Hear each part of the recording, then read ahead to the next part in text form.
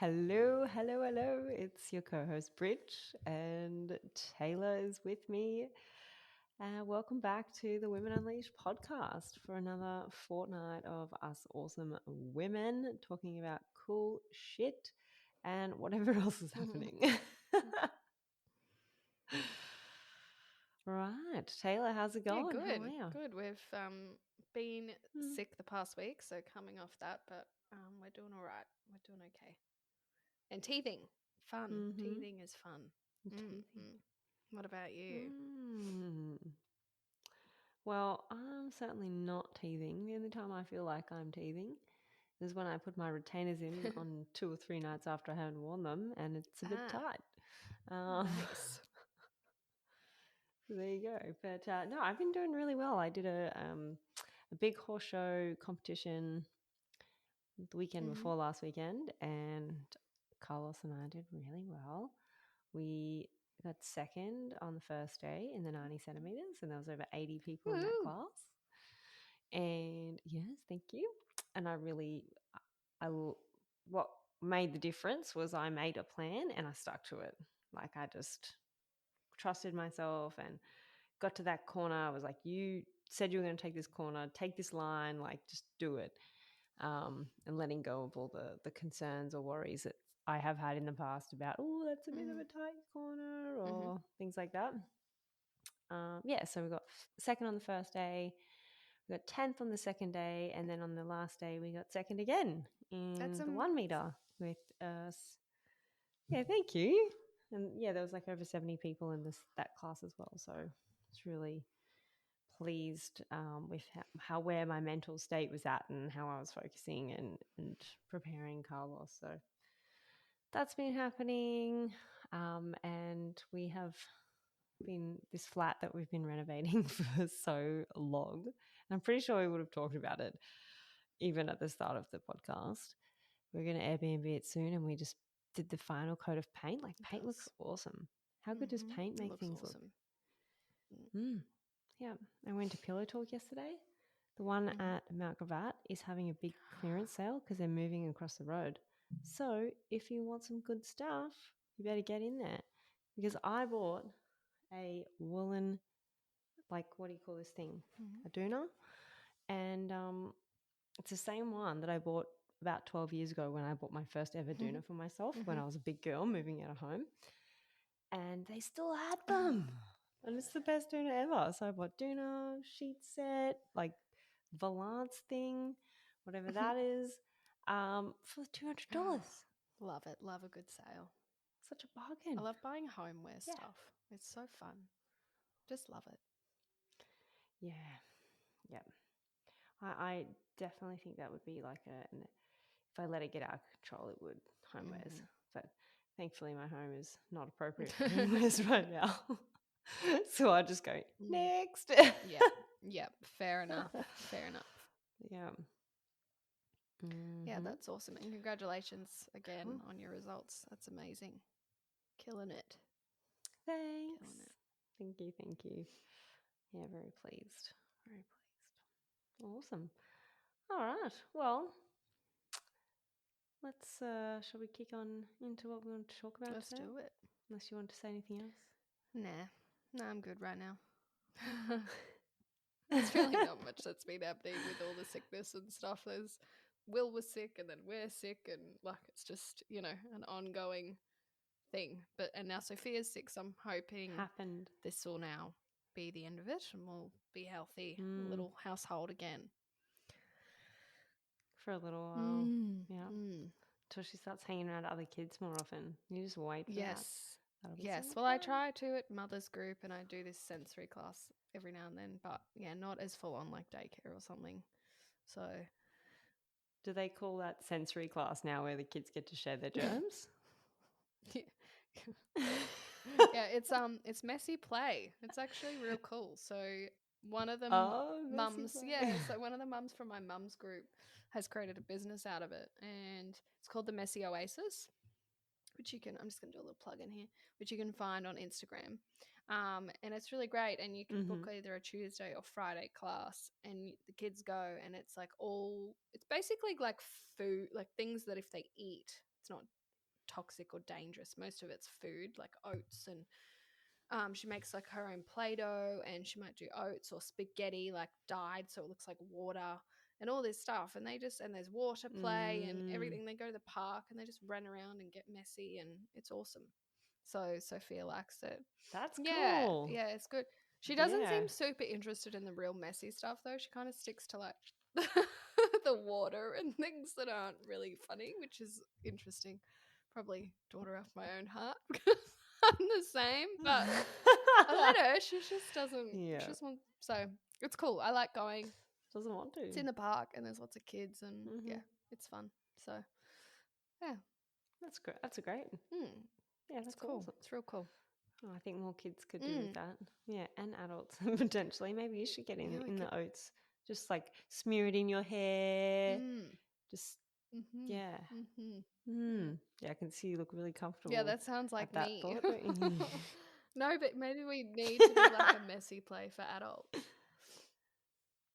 Yeah, like an oat hair mask or something. That sounds. Have you fancy. heard though? Oh, this is something. Sorry, this is way off topic, but it's really cool. I think my cousin was telling me about it. There's this place in Brisbane you can go and you can just break shit. So you just go and the room's made Yes. up and you just go in and like break all the Yeah. shit in the room. I guess it's like an adult form of messy play. Yeah, yep, fun. yep. An anger therapy of Yeah, some definitely. sorts. 100%. Yep. But I think it'd be great. I think I could do it. Yeah. Anyway, bit off topic. You should book yourself I in. should. Between now and the next, you need to We do should. that. I should. Taylor. Will and I should go. Be fun. Or you and I should go. You know, you can do things on your own too. You don't need to have people come with you. That is true. Maybe I should go by myself. I probably wouldn't need much help doing the room myself. Get out of my stress. So good. So good. All right. So this week we're talking about journaling and writing letters. Yeah. So you're a journaler now, but you weren't always a journaler. And it was quite the opposite, actually. You were like, this journaling bizzo, like this does not work for me. No. Do you remember that? Oh. Yes, you do. Yeah. Sorry. I think it. Yes. No. I remember. I've tried for years, because I thought it had to be like the movies, like Dear Diary. I'm the best writer in the world, and I can write all these amazing stories about my life. So I didn't really give it a. And these are all the great things that happened to me today. Or not so great things, but you word it in such a way that it becomes like a movie, you know? I was trying to be perfect at journaling. So I missed the whole fucking point. And how it did didn't that happen. Yeah. I missed the whole fucking point of it. Yeah. Because I think sometimes we do get a bit Dear Diary about it. And there was something that obviously you taught me and I've learned from other people that sometimes it's good just asking yourself questions and then like using those as prompts rather than just like, I don't know, talking about your day or whatever. I do find sometimes asking myself a question about myself or something about that's happened or what I want or whatever. Sometimes I find that a better prompt than just writing. I don't know if that helps you, but I find the questions sometimes seem to get me a bit further ahead. Yep. Yep, definitely. I probably should have prepared for this episode, but I feel like I've done lots of different kinds of writing, like, which you could all say a form of a journal. Like, I'm not going to share it with anyone else. That's for sure. Nope. Like, sometimes when I've been super duper angry, I will just, like, I've just written fuck you, fuck this, fuck them, like just on a page, like, and the most abhorrent language, like fuck was probably polite, like the most polite thing that I've written on the page. And it's like, it's just like the emotions come up and I needed to express it in a safe way.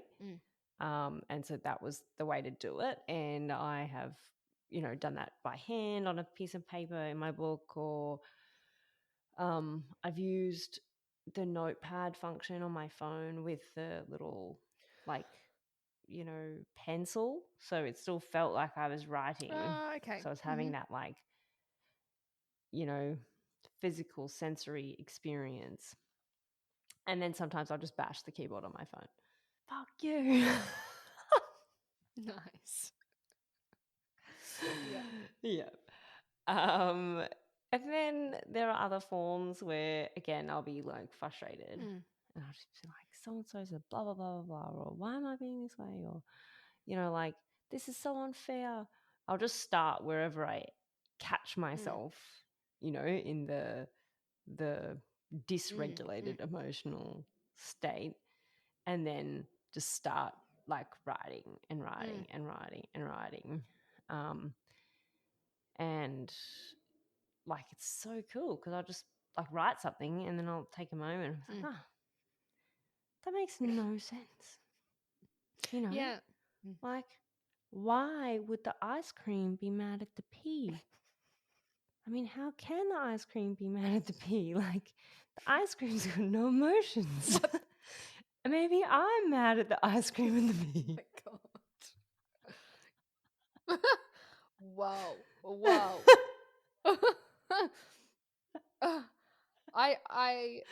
Sorry. That's how ridiculous it is sometimes. Definitely. And I think that is the point of journaling, is that when you're all in your head, it is freaking weird and crazy, and it's not real. In a lot of like our thoughts are not us, they're just thoughts. And when you write it down, they become, I think, less abstract and more logical. Well, I don't even know if logicals. They just, Or I don't know. you get the Yes, illogicality you get how of it. unworkable it is, how bullshit it is, Yes. how made up it is. Yeah. Because I actually did it. I've done it a couple of times. I've done it a lot this year, and I've done it a couple of times for like things that have happened, to try and heal from the trauma, I guess. And my psychologist said to me, he said that for PTSD patients who have been sexually abused, he said writing about what happened, they evidence that it allowed them to heal some of their pain better than those who didn't write about it. So there's actually like studies to prove that writing about it does create some form of a shift. Now, I personally was not sexually abused, so I didn't use it for that reason. I used it from the birth. I went, there was a bit of trauma around when I had Sophia, and also my nan passing as well was another trigger. So I wrote a letter to my nan, and I wrote a like descriptive story or the like of what happened during the birth, sorry, of my daughter. And those, although it doesn't like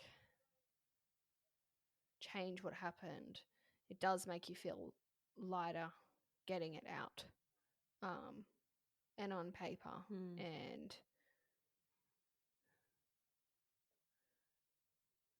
I don't know, it shifted something for me. I don't know what it is. It just made maybe it less heavy.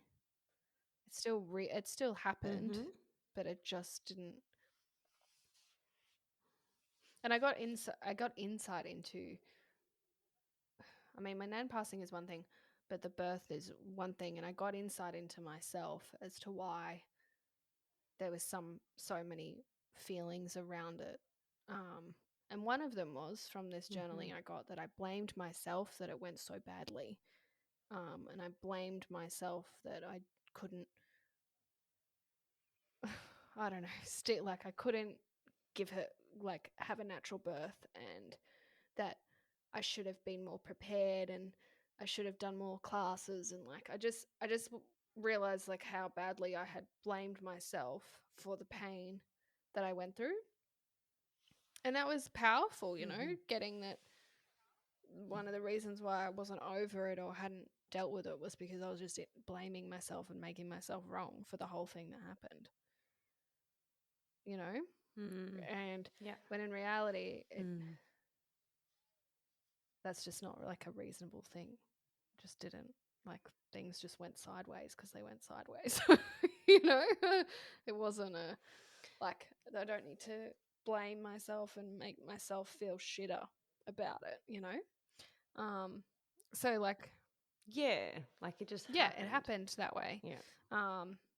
And I'm sure there's lots of other Mm. women out there who have stories, who have shocking, who have experiences of birth that's probably not what they wanted. It's definitely not what I wanted.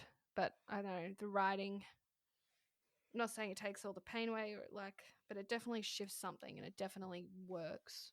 I guess that was something that I used as a tool to deal with my trauma. And did you know that you were blaming yourself before you wrote the Nah, letters, or was it only through writing the letters it's did it only come through out? writing about it, what happened. Like I wrote a detailed entry about the birth Mm. process and what happened and who said what and the feelings I was having. And then I sorry, Mm. I spoke then about it because I think the sharing part's sometimes helpful. Sharing some of the, you know, I didn't go through Mm. the whole thing with him. He knew like the major parts, but I started talk. Sorry, Who's my him? psychologist.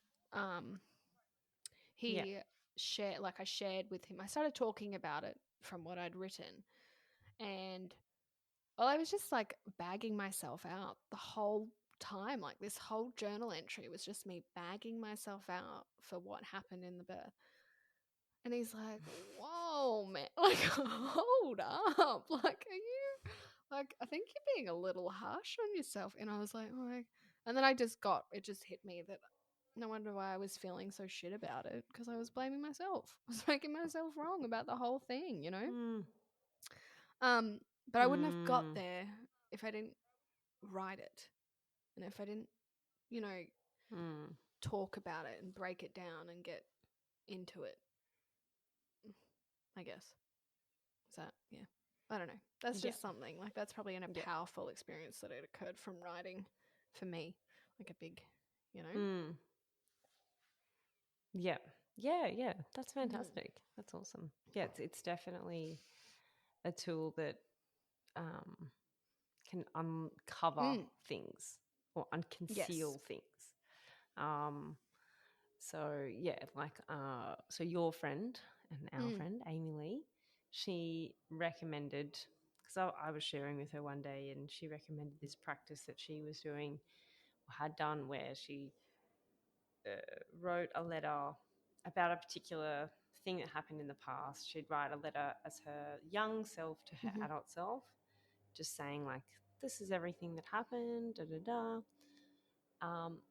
And then the adult self would reply to the young child who Mm. wrote the letter. And I took that on because I'd only ever heard of like writing Mm. one letter. And I was like, oh, this, you mean now I gotta write two letters? It's bullshit. Um, but I tried, you know, I did it.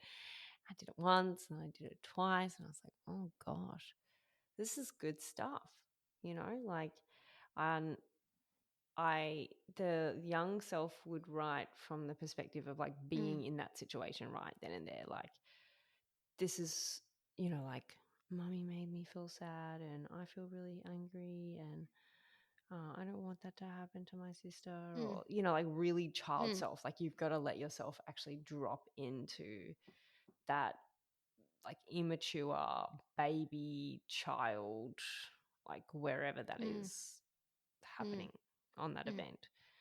Um, And I have written at least 60 letters now. 60.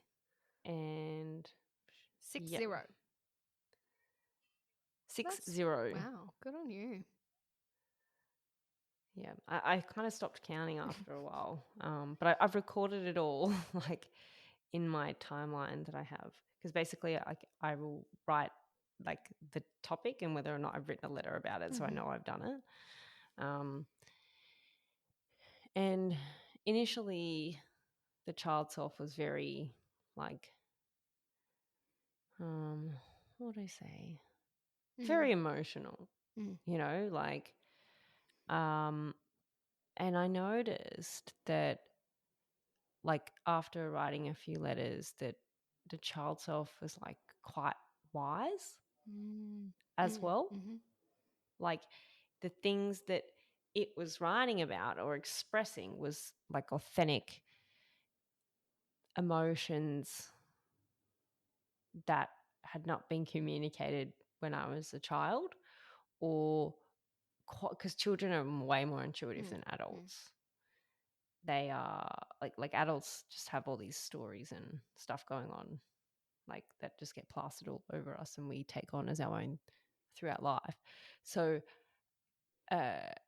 I discovered, I was like, wow, this young person is actually way more connected to herself and intuitive than I ever gave myself credit for, and that I would have ever understood, maybe even at that time. But I got a lot of like self-trust out of doing that process. Can I ask a question? Yeah. Were the letters, I mean, 60 letters is a lot. Were the letters always really long? Yeah. For both sides, from the young self to the old self? Were they? Yeah. They were usually pretty long. Like, I wouldn't get away without like minimum one page, and like of an A5 book, which is not huge, but like minimum. Sometimes I wrote 3 or 4 pages. I wrote, and then respond. No, I was going to say, I wrote 13 when I wrote about my birth. I wrote 13 pages because I wrote every detail. That's of how much. Like, I went fucking in there. I put myself, you do, like you said, put as your younger self, but I put myself as Taylor a year ago. And I think that's so awesome. And then you do it, and then the other letter you write, you said you write another letter. Yeah. And sorry, I just want to share one more thing about the letter that my young self wrote. Like, initially, like, my young self couldn't like forgive myself. Like, I was really still bad and wrong. And so at the end of those letters, I would say like, oh, can you please forgive me? Like, this is really awful. Like, I really want to be free of this. I really want to, live my life and forgive and la da da da da. So then when I'd write back to myself, like, my adult self would, and I'd do it straight after. I wouldn't like go and wait 5 days and then write the reply. It kind of has to have, well, I think it has to happen straight after, because you're in it.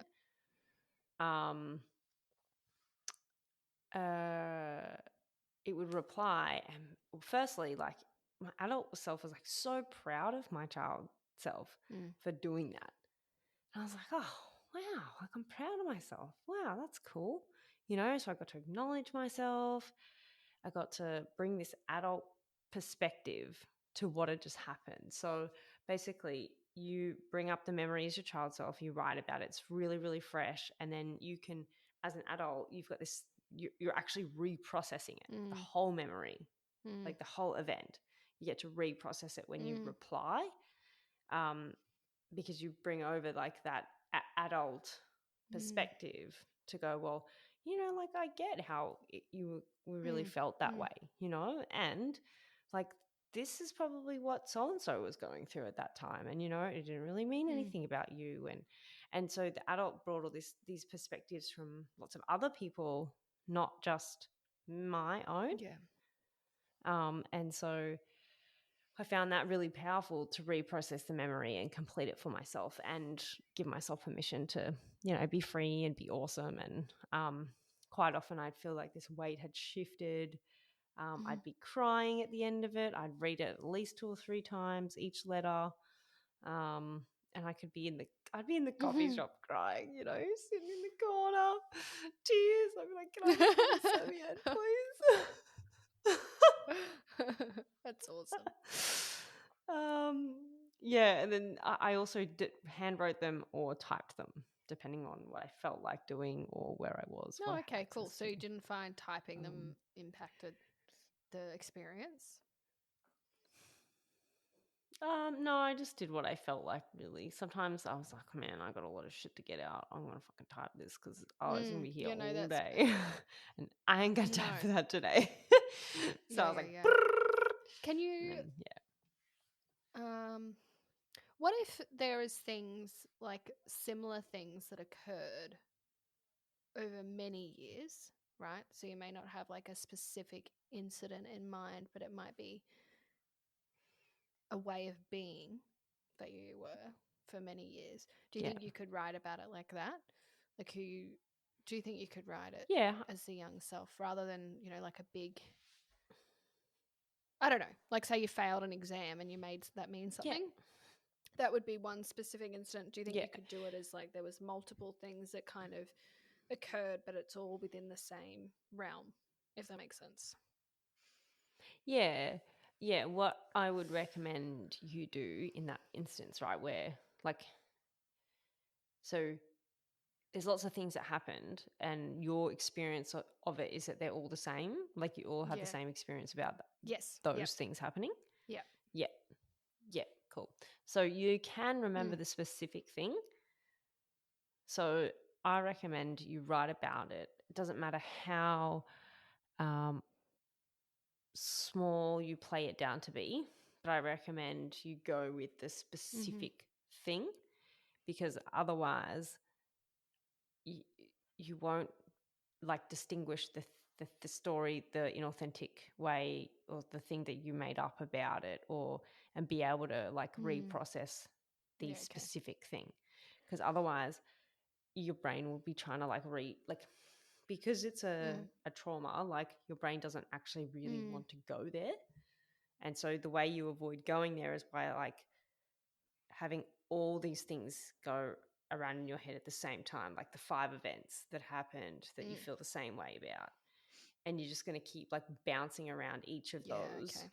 rather than kind of going in surgically and Yeah. dealing with And each is there one. like an age that you think you would stop doing it at? Like, what if something happened when you were 21 or something? Do you think you stop? Um, any age, what I notice with mine is that I remember the more Mm. recent things. And the more letters I did, the more stuff I remembered from very Ah, early okay. on.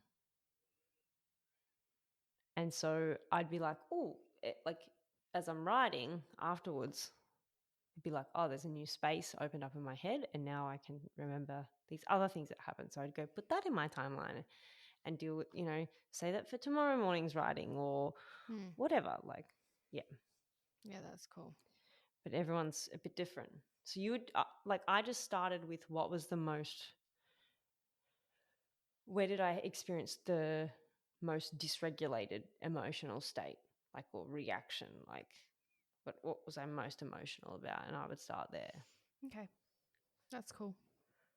And I'll share an example of something that this is going to be so embarrassing. I so don't want to share it, but I'm going to. So if you're listening to this is like your gold. Um, so when I was young, I gambled on a fart and I lost. And I was sitting on the couch and I pooed on the couch and I went and cleaned it up with the dishcloth Mhm. in the kitchen and I put the Oh dishcloth my back in the kitchen. god.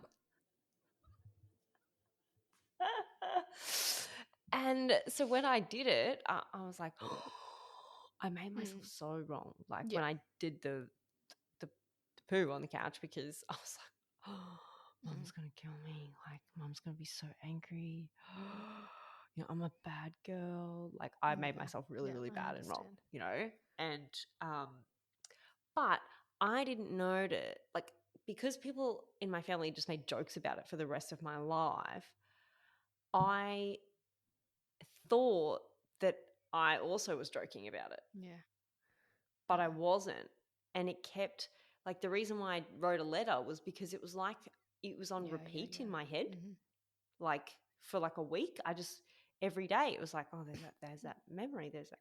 What the Mm. fuck's this doing here? Like, okay, let me just write about that and see what pops up. And what was there was like, I was terrified of mum, you know, and I had made it mean that I had brought like disrepute on the family. Like, what kind of disgusting person would do that? Like, I was like, I'm disgusting. Like, oh, it was awful. Like, I just made it mean all this stuff. And when I got to write about it, I was like, whoa.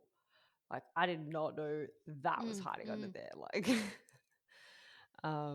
so yeah, and then I got to fully reprocess it for myself, and now I've just shared it with the world. So there you go. Nice. Well, thanks for trusting us with it. It's awesome. It's just so powerful, though, isn't it? Something so, I guess, small in the big, like the sense of the world, can be so impactful. And writing a letter's let you get that for yourself, and now it's shifted things for you. It's awesome. Yeah, well, I think as human beings, we try to overcomplicate stuff. You know, like, oh, I've got to go to a psychologist and tell them all my problems so they can deal with me. When really I could just go and like write about it. And like, I love psychologists. I think, you know, some of them are really, really great. Definitely. And do awesome work. But like, I think we overcomplicate Yeah, it. I agree. And I think the other thing is going to a therapist or going to seek help. Again, nothing wrong with it. And I think it's great. I think it's great if you want to do anything to better yourself and deal with shit that's happened. I also think it's really powerful, though, to take the things back from what they've said and actually implement them and do something about it. I think, you know, I think it's a waste of your time and their time if you don't take back the tools and the constructive feedback and actually use them. Because otherwise you just go every week and you're just talking and like nothing really does shift as much as you would like it to. Like, I think the journaling and the therapy goes hand in hand. Or like my psychologist suggested exercising again, you know, just those little things. And if you don't do them on top of that, I just don't think they work as well. Like, you got to do extra work outside of, I don't know, or the work that they ask you to do. Yeah. I just think that's kind of important. It should be a no-brainer, but you know, people treat it like their physiotherapist, where they're like, oh, you know, I don't feel like doing that today, and I've done it. Like, oh, I've done 5 of the 7 exercises. Like, isn't that enough? I you agree. know, no. If you leave the butter out of the cake, it's gonna taste like shit. And most people get used to living their life tasting like shit. Yeah, very true. Very true. So, on that truth bomb, I hope you enjoyed listening to this episode, and do try a journaling. Don't make it perfect. Let it be messy. And until